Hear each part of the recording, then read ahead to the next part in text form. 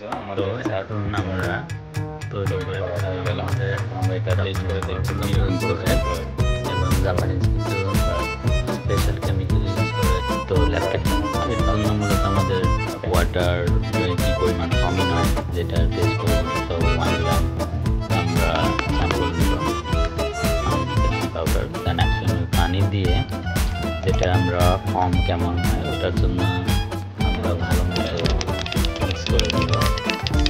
পাউডারের প্রতিটি কণা উপাদান ভালোভাবে মিক্স হয়, তাহলে বুঝতে পারবো পরিষ্কার কেমন করবে।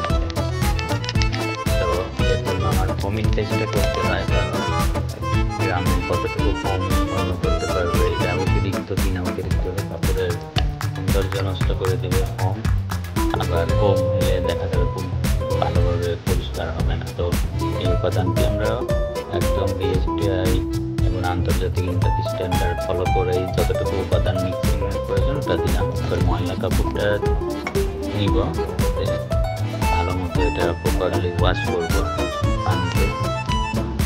এরপরে ওয়াশ করার পর আমরা এটা ভালো করে ধুয়ে পরিষ্কার করে ময়লাগুলো কেমন আসবে, তাহলে বুঝতে পারবো যে আমার তেল গ্রিজ আদার্স পার্টিকেল কীভাবে রিমুভ করে এবং উজ্জ্বলতা বাড়ায় কিনে। কারণ জাপানি স্পেশাল কেমিক্যালের কাজ হলো উজ্জ্বলতা সুন্দর করে দিবে। তো এই জন্যই মূলত এটা অনেক সুন্দর এবং ভালো একটা ডিটারজেন্ট পাউডার। তো আমরা ওটা দেখুন অনেক সুন্দর পরিষ্কার হয়ে গেছে।